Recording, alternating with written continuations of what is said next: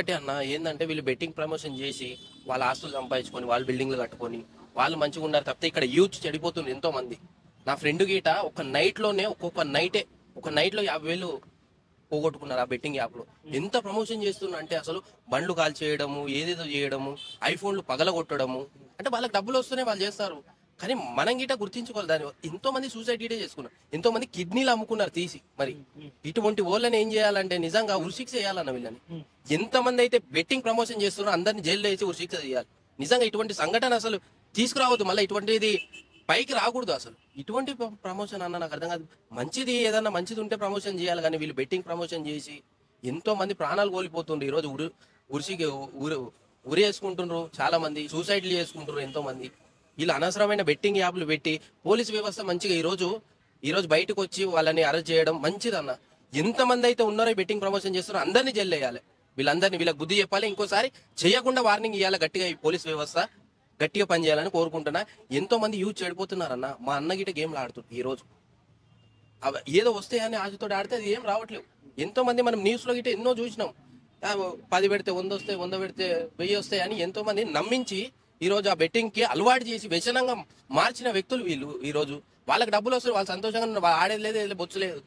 మేము ఇక్కడ ఏదైతే యూత్ ఉన్నారో వాళ్ళంతా చెడిపోతుండ్రు. ఈ పోలీస్ వ్యవస్థ ఈ రోజు కళ్ళు తెరిచి వీళ్ళని అరెస్ట్ చేయడం చాలా మంచిది. వీళ్ళకి కఠిన చర్యలు తీసుకొని ఇంకోటి జరగకుండా, ఇటువంటి సంఘటన ఫ్యూచర్ లో జరగకుండా చూడాలి.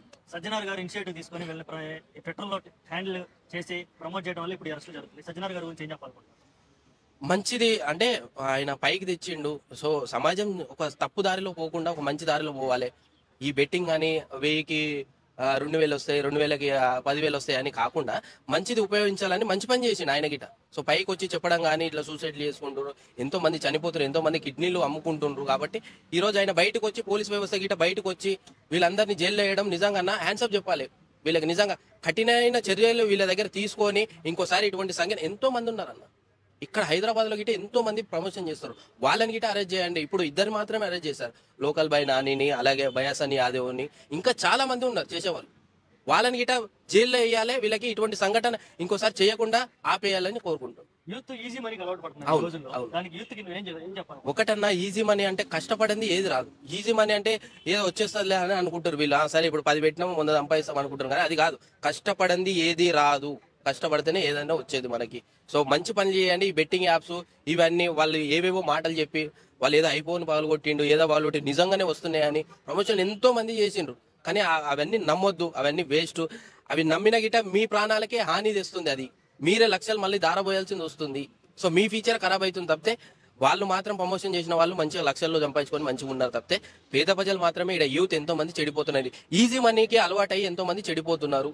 ఈ బెట్టింగ్ ప్రమోషన్ అని ఇంకోటి అని. సో లోన్స్ కానీ కొంతమంది దొంగనా కొడుకులు చాలా సోషల్ మీడియాలో ఏంటంటే దొంగనా కొడుకులు ఎక్కువ అయిపోయినారు, దొంగ ప్రచారాలు గిట్ట ఎక్కువ చేస్తున్నారు. అవన్నీ నమ్మొద్దు అని కోరుకుంటున్నాను. ఈ యూత్కి ఒక్కటే చెప్తున్నా, ఈజీ మనీకి అలవాటు పడొద్దు. మనం మెయిన్ ఏంటంటే ఈజీ మనీ అస్సలు రాదు, మనం కష్టపడితేనే ఏదైనా వస్తుంది. ఈజీ మనీకి అలవాటు పడి వీళ్ళు సరే 10 పెట్టినా 100 సంపాదించు అని అనుకుంటారు, కానీ అది 10 పెడితే 100 రావన్నా. ఎందుకు వస్తాయి? 10 పెడితే 100 వస్తాయి అంటే ఈ దేశమే బాగుపడుతుండే కదా. అటువంటిది ఈరోజు ఈజీ మనీకి అలవాటు అయిపోయి వీళ్ళు అంతా. సో ఇటువంటి సంఘటన జరగకుండా పోలీస్ వ్యవస్థ గట్టిగా చర్యలు తీసుకోవాలని కోరుకుంటున్నాను. ఒక్కొక్కరిని పగలగొట్టి మూలం కూర్చోబెట్టాల ప్రమోషన్ చేసిన వాడు ఎవరైనా కానీ, అది సినిమా యాక్టర్ అయినా అవ్వచ్చు, లేకపోతే ఇంకొక యూట్యూబర్ అయినా అవ్వచ్చు. మేము పిచ్చ నాటకాలు చేస్తున్నారా? ఇంతమంది పిల్లలు చచ్చిపోతుంటే, ఇంతమంది పిల్లలు ప్రాణాలు పోతుంటే ఈ ప్రభుత్వం ఏం కళ్ళు మూసుకుని ఎలా కూర్చుంటుంది నాకు అర్థం కాదు. ఇంతమంది బిడ్డలు ప్రాణాలు పోతుంటే ఒక్కడన్నా స్పందించాడు అసెంబ్లీలో కానీ ఇంకో చోట కానీ. నువ్వు దోచుకున్నావు అంటే నువ్వు దోచుకున్నావు ఏడడం తప్ప, వీళ్ళు ఒకరికొకరు చెప్పుకోవడం తప్ప, బిడ్డలు అన్యాయంగా ఉసురు తీసుకుంటున్నారు, ప్రాణాలు పోతున్నాయి, తల్లిదండ్రులు వాళ్ళ కోసం వెళ్ళలేకపోతున్నాము అని చెప్పి ఒక్క రాజకీయ నాయకుడైనా ఆలోచించాడా? ఈ బెట్టింగ్ యాప్లు ఒక్కొక్కరిని మక్కిలు ఇచ్చేయాలి, యాప్లు ప్రమోషన్ చేసేటటువంటి ఎవరైనా సరే. అలాంటిది పక్కన పెట్టేసి ప్రభుత్వాలమో వాళ్ళ పనులు వాళ్ళని, ఒక ప్రభుత్వ రాజకీయ నాయకుడు కూడా బెట్టింగ్ యాప్ గురించి ఇంతమంది ప్రాణాలు పోతున్నా సరే పట్టించుకోలేదంటే ఎంత ఆశాస్పదంగా ఉంది. అది కరెక్టేనా?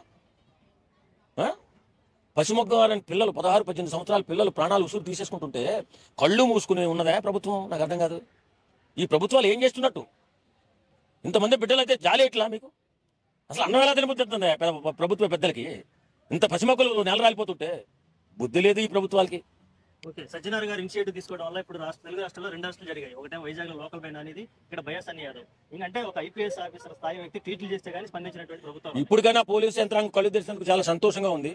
నిజంగా చెప్పాలంటే తొక్కుపడేయండి సార్, తొక్కుపడేయండి నా కొడుకులను ఒక్కొక్కరిని పట్టుకుని.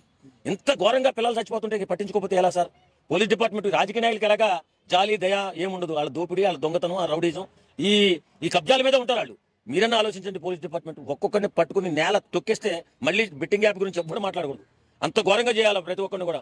వాళ్ళు ప్రమోషన్ చేయడం, వాళ్ళు ప్రమోషన్ చేస్తున్నారు కదా అని చెప్పి పిల్లలము అట్రాక్ట్ అయ్యి దానికి అడిక్ట్ అయిపోయి డబ్బులు పోగొట్టుకుని ఇంకో రకంగా చేసి ప్రాణాలు పోగొడుతుంటే, ప్రాణాలు పోతుంటే జాలి దయలేనటువంటి ఈ ప్రభుత్వాలు ఉన్నా ఒకటే. కానీ పోలీస్ డిపార్ట్మెంట్ అయినా మంచి ఆలోచన చేయండి సార్. మంచి ఆలోచన చేసి పిల్లల ప్రాణాలు కాపాడండి.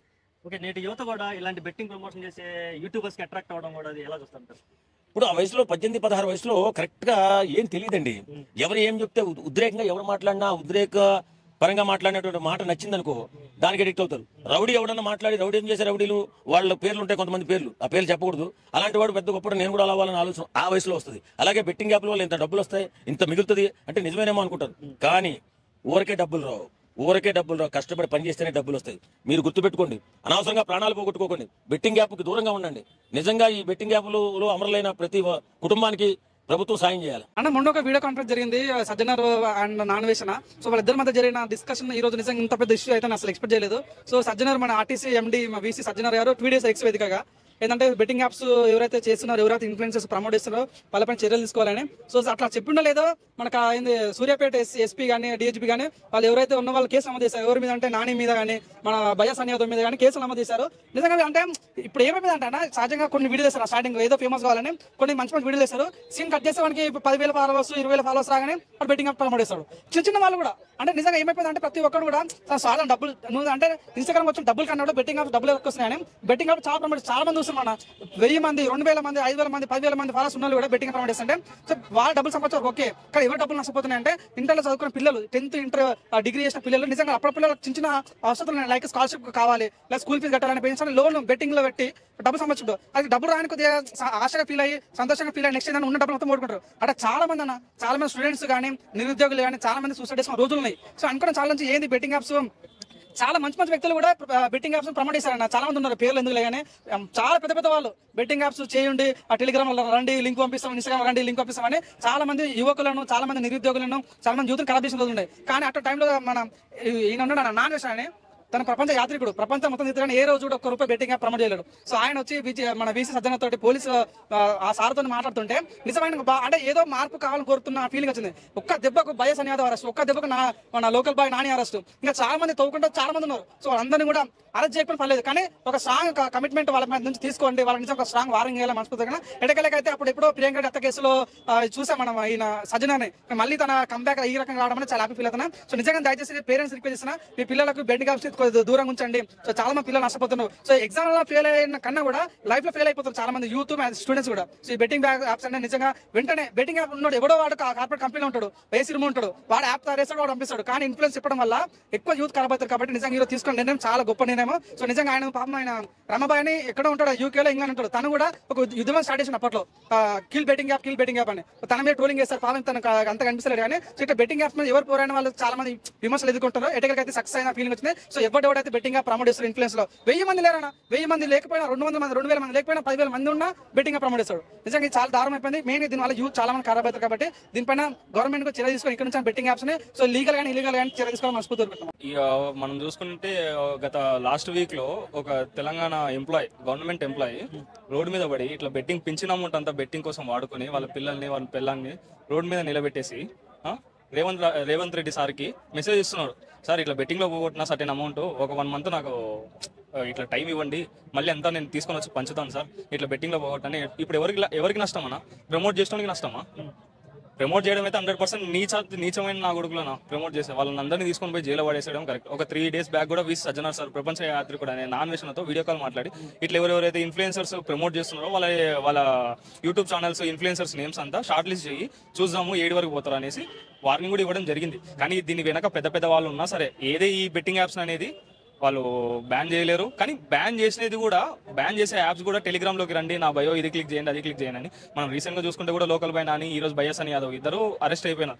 బయాసన్ యాదవ్ వాడు లోకల్ బై నాని అయితే అసలు వాడు చదివింది 2వ తరగతి అంటాడు, 10వ తరగతి అంటాడు, నాకేం తెలియదు అంటాడు. వాడి పిల్లలతో చేస్తున్నాడు అది ఆ ప్రమోషన్ వీడియో. వాడికి తెలివి ఉందా కొంచెం అన్న? వాడిని చూసుకొని ఇన్ఫ్లుయెన్స్ అయ్యి వాడికి మిలియన్ ఆఫ్ ఫాలోవర్స్ ఉంటారు. వాడు ఒక మంచి పని చెప్తే 10 మంది అన్న మారుతారు కదా. వాడు అట్లాంటి లుచ్చా పని చేసి ఇన్ఫ్లుయెన్స్ చేసి వాడు ఫాలోవర్స్ లో ఒక 10% మారినా సరే సమాజానికి అయితే అది ఎట్లుంటది అంటే ఇప్పుడు రేపిస్ట్ కంటే ఘోరం. ఇంకా ఖచ్చితంగా తనకి మామూలు శిక్ష అయితే పడకూడదు కదా. ఇట్లా ఇన్ఫ్లుయెన్సర్స్ అందరినీ తీసుకొని పోయి జైల్లో కూర్చోబెట్టుకోవాలి. అదొకటే విన్నపం ఉంది అంతే. పోలీసులు ఎక్కడ ఫెయిల్ అవుతున్నారంటే ఏమని చెప్పొచ్చు? ఇవి ఎట్లున్నాయంటే అన్న, దీని వెనక పెద్ద పెద్ద స్టార్స్ కూడా ప్రమోట్ చేస్తున్నారు.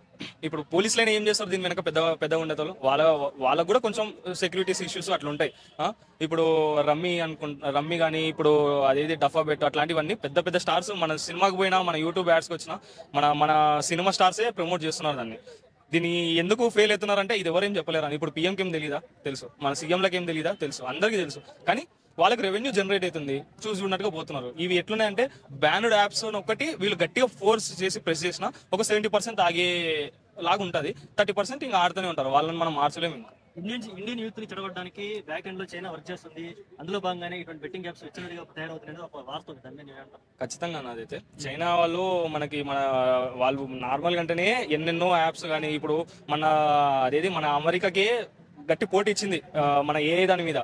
అట్లాంటిది ఈ యాప్స్ అన్ని రిలీజ్ చేసేసి పంపిస్తుంది కరెక్టే. కానీ ఇన్ఫ్లుయెన్సర్లకు ఏం అవసరం అని నా బాధ. పెద్ద పెద్ద స్టార్స్ ఉన్నారు, వాళ్ళు చూసుకున్నారు, వాళ్ళు చేస్తున్నారు. కానీ ఈ ఇన్ఫ్లుయెన్సర్స్ మిలియన్ ఆఫ్ ఫాలోవర్స్ ఉండే వాళ్ళు కూడా, అమ్మాయిలు కూడా అంతే, అవి చూపించుకుంటా దాన్ని ప్రమోట్ చేసుకుంటుంటే చాలా మంది చెడిపోయే వాళ్ళు ఉంటారన్న. ఏం తెలియని వాళ్ళు ఆ ఛానల్ కి సబ్స్క్రైబ్ కొట్టే వాళ్ళు కూడా ఉంటారు. ₹1 పెడితే ₹1 వస్తుంది అని ఎవరికైనా. వాళ్ళని ఫాలోవర్స్ ఏం చెప్పాలి? దయచేసి ఫాలోవర్స్ అనే కాదు, ఇప్పుడు ఎవరైతే బెట్టింగ్ ఆడుతున్నారో వాళ్ళకి ₹1 పెడితే ₹1 అయితే ఈజీగా రాదన్న. మనం పైన దేవుడేం రాసి నీకు ఎప్పుడు కావాల్సి అప్పుడు డబ్బులు పెట్టరా అని మనల్ని ఏం పుట్టియాలి. దీన్ని బట్టి మనకి ఏమర్థం అంటే ఫాలో చేయండి, కంటెంట్ నచ్చితే ఆ కంటెంట్ చూడండి, లేదనుకో దాన్ని వదిలేయండి అంతే. ఒకవేళ ఎవరైనా ఇన్ఫ్లుయెన్సర్స్ ఇలా ప్రమోషన్స్ చేస్తుంటే ఫేక్ ప్రమోషన్స్, ఫాలోవర్స్ ఎటువంటి కౌంటర్ ఇవ్వాలి? ఎటువంటి మెసేజ్ రిపోర్ట్ కొట్టాలన్న? ఫస్ట్ ఛానల్ ని రిపోర్ట్ కొట్టి అబ్యూసా లేకపోతే ఇంకో హరాస్మెంటా అవన్నీ కొడితే మన ఛానల్ ఉంటుంది అన్న. ఫాలోవర్స్ ఫస్ట్ ఇది నేర్చుకోవాలి. వాడు కంటెంట్ చెప్తున్నాడు, మనం ఏదో దళిద్రులాగా వింటున్నాము, మనది బొట్టుకనేలే ముద్ర అంటే కష్టం కదా.